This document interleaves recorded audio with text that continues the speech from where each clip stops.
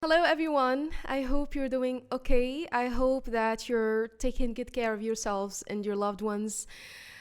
So, 2020 is almost over, and hopefully, it's gonna mark the end of the darkest era of our lives. So, I'm finally back with a new book review, and today I'll be talking about one particular book that I have read, and I think that I have finished reading over 1 month ago. I think, yes. This is a book that I've discovered by chance, and I was so intrigued that I couldn't wait to get a physical copy, so I just went ahead and read the ebook version on my laptop, which is something that I don't usually do because if you know me well, you would know that I only read physical copies.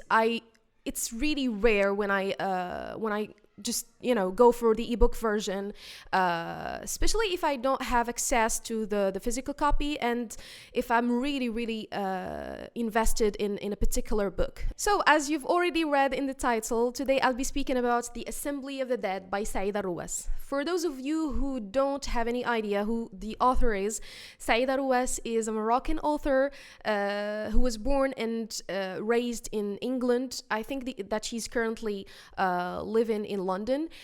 She's the author of 2 books. She's currently working on the sequel of The Assembly of the Dead. Also, it's worth mentioning that this book was picked by a Hollywood producer to be adapted into a movie or a miniseries. This novel combines 2 of my favorite genres, historical fiction and mystery. It is based on true events that did happen in Morocco. It talks about the most horrific serial killer probably in the history of Morocco.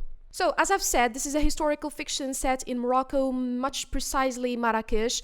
And if you're Moroccan or if you have ever visited Morocco or Marrakesh before, I think you probably would have made the link by now between the title of the book and the square of Jama' el-Fna in Marrakesh. The Assembly of the Dead is actually the English literal translation to Jama' el-Fna. So the author is going to take us way back in time to 1905 in Marrakesh, and as you might already know, Morocco at that phase of history was the center of attention to many European countries. It was already under the control of the French, and everything seemed to be chaotic and out of order. Alright, so in this book we are following Farouk al-Alami, a detective who was sent to Marrakesh to investigate the mysterious case of the disappearing women and girls. Before the arrival of Farouk, the case of the missing girls and women was given no particular importance, and it went almost unnoticed by the majority of the city residents. Even the families of the missing girls or the missing women were keeping their tears and sorrows and their fears to themselves, as if they were trying, to cover their disgrace. So to our main character, Farouk, everything seemed weird and strange.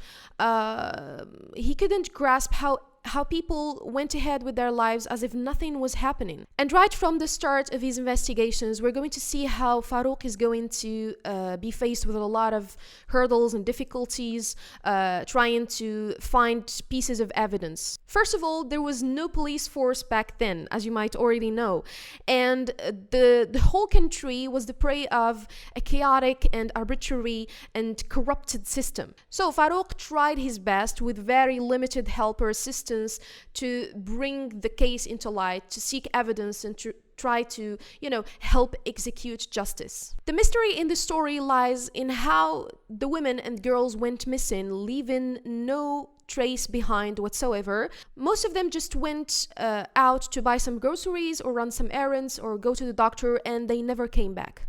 So now I'm going to stop talking about the plot because I don't want to spoil anything for you guys, and I'm just going to speak or talk about my reading experience with this book. So I won't deny that at the beginning of the novel, the story went by a little bit slow, but this doesn't bother me, to be honest, because I knew that the author wanted to take some time and establish the general ambience and to put us in the most accurate historical context. I personally enjoyed the descriptive passages so much. It's like they give you a panoramic view over the city of Marrakesh, and you get to see every single detail, the men, the women, the craftsman, the salesman, the alleyways of Marrakesh and the dusty air. So it was really, really charming and captivating. I also loved the building of the characters, the diversity in their demeanor, and how, for example, Farouk found himself stuck among people with whom he had nothing in common. I don't want to spoil anything here, but there is this scene that I would like to share with you because I enjoyed it so much and it triggered my imagination.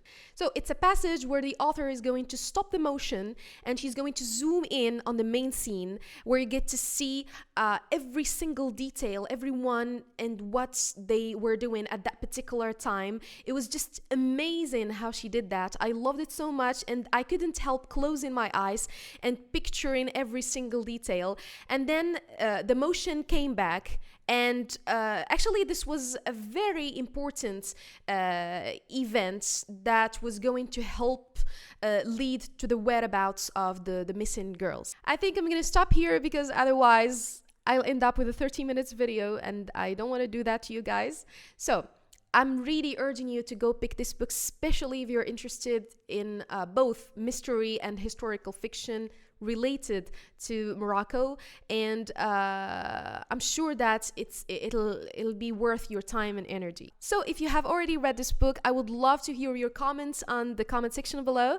Otherwise, if you've had a similar experience with a book before, let me know in the comments, or just head to my Bookstagram account. I'm always there for bookish conversations. I love to talk about books anytime.